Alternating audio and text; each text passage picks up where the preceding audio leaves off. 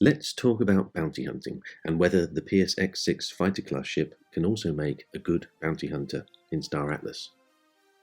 Here is the Pearce X6, and currently the Vzus Ambwe is the only bounty hunter class ship available in Star Atlas right now.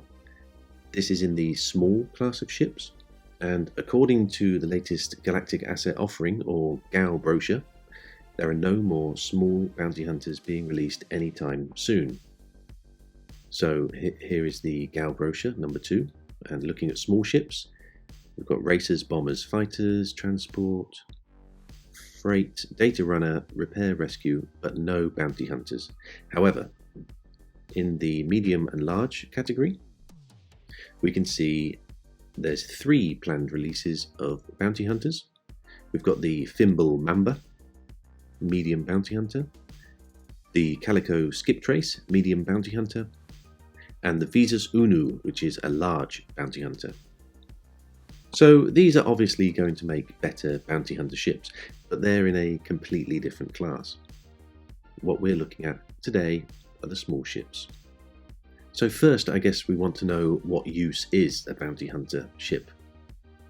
If we look at the recent Notion document here, submitted by Danny Floyd, I've also added a link in the description, we can see there is a section on bounty hunting and looting. Also, in a recent Star Atlas brew chat, I've linked that to the top right of this screen, there was a discussion on bounty hunting and looting, and you might want to go and take a look at that.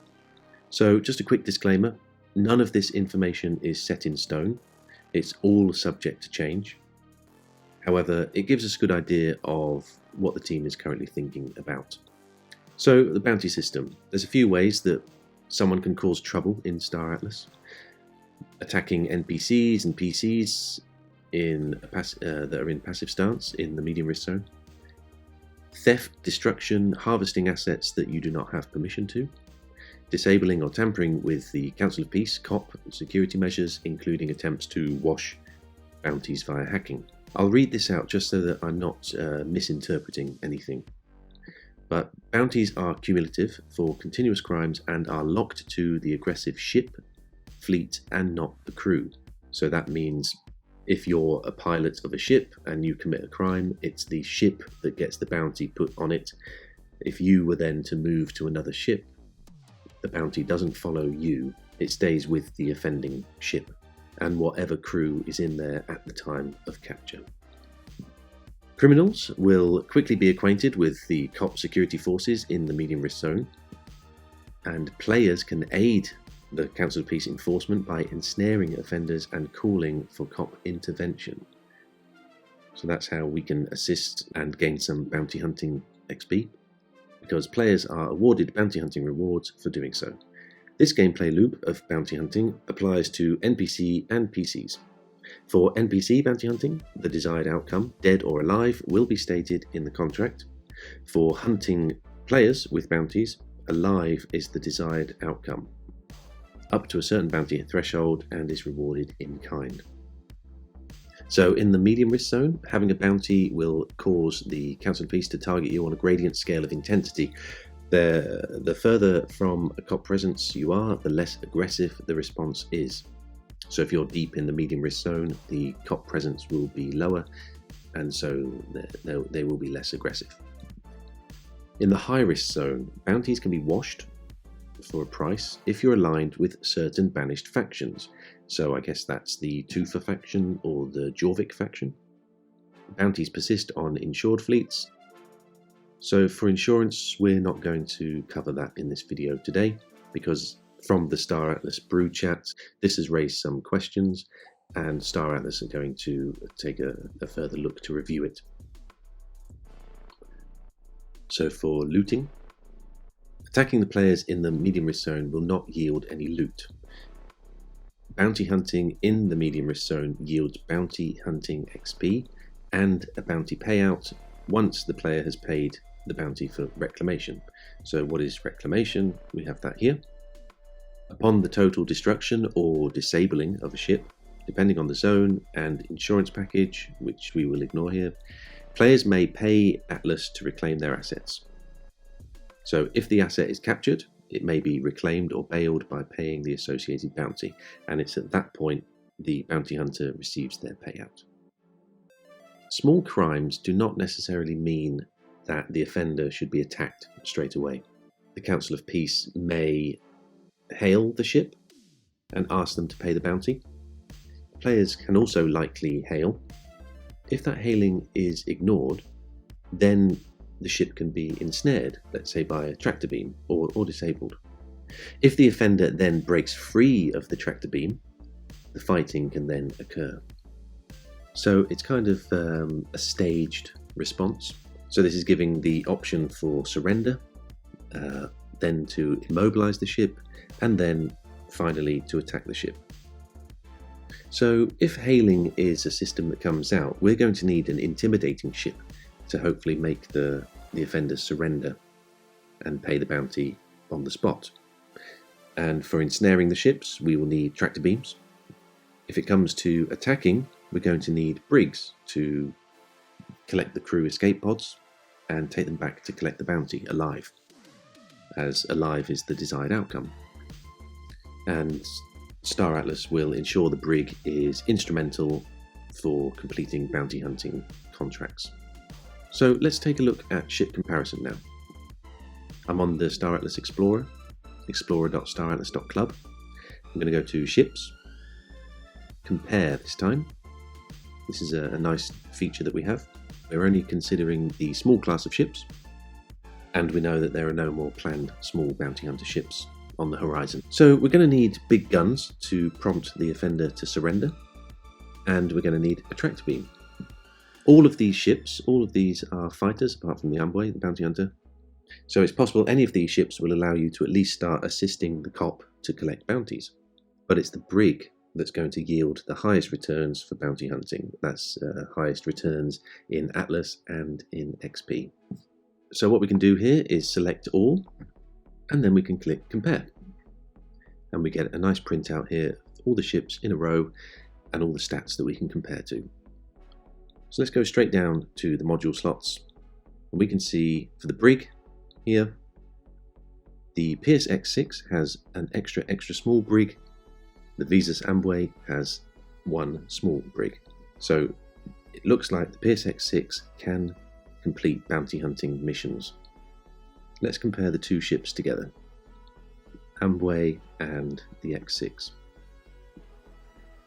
So the Pearce X6 is a fighter, first of all, with a total supply of 8,000. The Vzus Ambwe is specifically a bounty hunter ship with a supply of 4,800. So this is a much more rare ship, and that might be reflected here in the price because the Vzus Ambwe is 1,200 USDC, whereas the Pearce X6 is 930 USDC, and that's the MSRP price. But looking at the current market price, both are at a very nice discount right now. We can see the daily rewards, and we can compare the components. So for the power supply, warp drive, impulse engine, maneuvering thruster, shield generator, and hull reinforcement, both ships are exactly the same. They both have small. However, with the weapons, the Vzus Ambwe has 2 small and 2 extra small weapons, but the Pearce X6 has double that. 4 small, 4 extra small weapons. So on paper here, the Pearce X6 wins hands down. It's basically got double the firepower. So then we look at the missile bay, countermeasure bay, radar and tractor beam. Both have the same, small. Looking at the modules, the Pearce X6 has 3 module slots. The Vzus Ambwe has just 1, and that is 1 small brig. Whereas the Pearce X6 has 1 extra small brig, so that's tiny in comparison. However, it does have an extra small mess hall and an ammunition slot. Now we know that ship configuration will be a function that Star Atlas will be releasing, so it's possible, we don't really know, but it is possible that these modules are interchangeable. So we may be able to change out the mess hall for an additional brig. Now that's something to keep an eye on, because if that becomes an option, it could make the Pearce X6 a very powerful bounty hunter. Now looking at the crew, the Vzus Ambwe just has the one pilot, so this is very much the lone wolf type of ship, whereas the Pearce X6 has the pilot plus a co-pilot. So I guess you could make the argument that this is a more fun bounty hunter ship, because you can take a friend along with you. Now, from a gaming perspective, to level up your bounty hunter skill and receive the most bounty hunting rewards, the larger the brig, the better, I'd imagine. So the Vzus Ambwe, because it has a small versus the extra small brig, we're going to gain much more bounty hunting XP. However, if bounty hunting is something that you would like to do on the side, the Pearce X6 could offer quite a lot of flexibility in what it can do. If we take a look now at the prices again, and actually see what discounts we have right now, we go to ship staking stats, go to small, and let's take a look at the Ambwe. It's at a 43% discount from the VWAP price at the moment, whereas the X6 is at a 45% discount from the VWAP. So the X6 right now is also offering slightly better returns, 55.6% APR compared to the 53.5% APR. But another thing that we should consider is the ship manufacturers, because each manufacturer is going to have slightly different advantages over the other. So let's take a look at the Pearce X6 description.